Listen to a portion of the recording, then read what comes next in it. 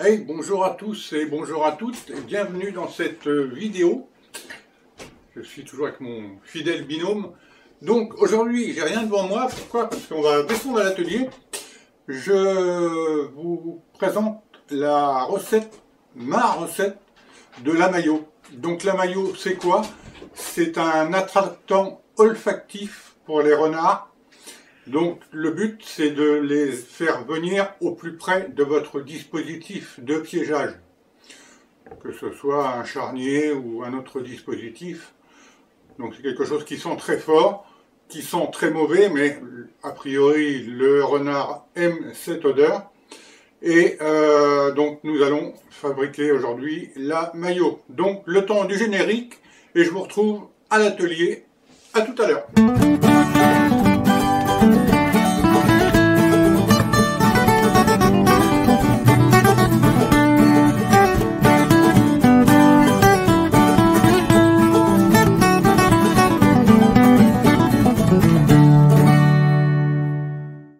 Aujourd'hui, petit truc de piégeur, je vais vous donner ma recette de ce qu'on appelle entre nous la mayo.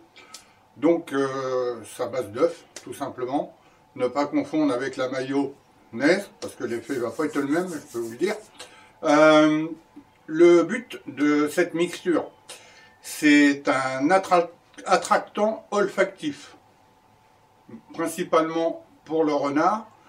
Donc, le but, quand on a un système de piège qui est installé, que ce soit des billards, Belle-Île, etc., tas de fumier, charnier, etc., c'est d'avoir quelque chose qui sent très fort, de façon à ce que le renard, quand il passe un petit peu au loin, soit attiré par l'odeur. Donc on peut compléter avec un attractif visuel, type une aile de volaille, qui est suspendu si la configuration du terrain le permet.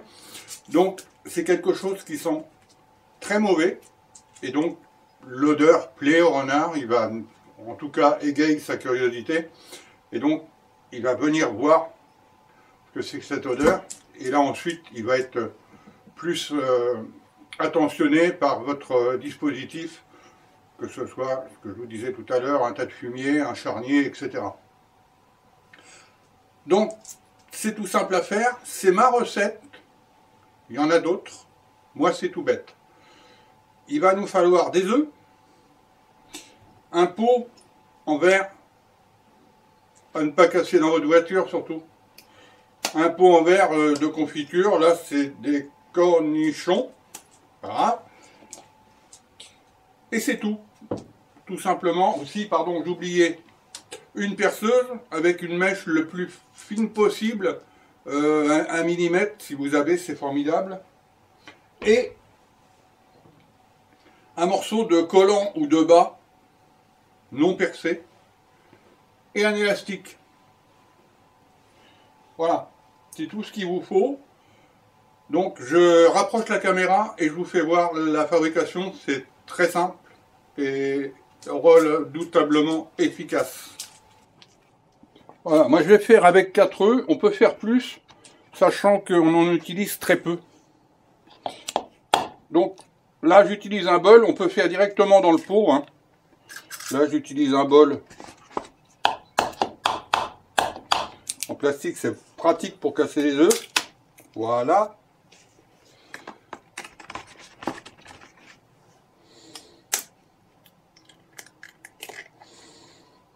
Hop.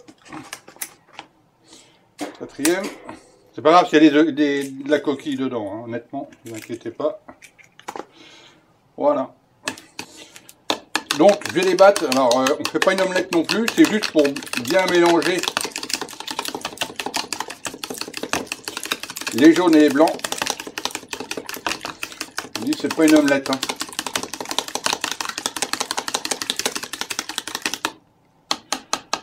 Voilà. C'est parfait. Ensuite, je prends mon pot, je verse dans le pot.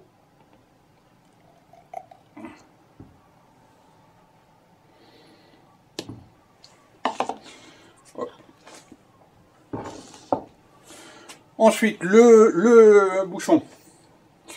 Je vais faire 2 trous dessus J'en ai déjà fait un, je vais faire le deuxième. Voilà. Vous voyez, c'est vraiment 2 petits trous. C'est simplement pour que, quand ça va fermenter, ça va dégager des gaz. C'est pour éviter que le pot explose. Je referme. Je mets mon morceau de collant par-dessus. Et je verrouille avec un élastique. Je vous explique. Les 2 trous, c'est pour le gaz, comme je viens de vous dire. Le morceau de collant, c'est pour ne pas que des bestioles viennent pondre dedans. Si vous constatez qu'il y a des œufs dedans, vous pouvez mettre à la benne, c'est foutu. Vous allez ensuite placer ce pot. Alors faites ça quand les beaux jours arrivent, fin avril, début mai. Vous allez placer ce pot, alors à l'extérieur et loin de chez vous, au soleil, en plein air, et vous allez laisser faire le temps. Tous les 2 à 3 semaines, vous prenez un morceau de bâton, une petite branche, vous ouvrez, vous remuez un petit peu, vous refermez, vous faites attention que le collant ou le bas ne soit pas abîmé, et voilà, vous laissez faire. Au bout de entre 2 et 3 mois, vous allez obtenir quelque chose de verdâtre. Vous allez voir au fil du temps, ça va commencer à devenir verdâtre et pâteux. Si c'est pas verdâtre et pâteux, c'est raté. Ça sent extrêmement mauvais, donc je vais vous faire voir l'intérieur de mon pot, à l'extérieur, parce que j'ai pas envie de pourrir mon atelier. Voilà, et quand vous aurez obtenu la consistance de ce pot-là, vous en mettez un petit peu, mais quand je dis un petit peu, c'est une demi-cuillère à café, hein, pas plus, à proximité de votre dispositif de piégeage, et l'odeur qui se dégagera attirera le renard, tout simplement. Vous pouvez également vous en servir pour éloigner votre belle-mère. Non, je plaisante. Je plaisante. Voilà. Je vais vous faire voir à l'extérieur la consistance. Voilà, donc à l'extérieur.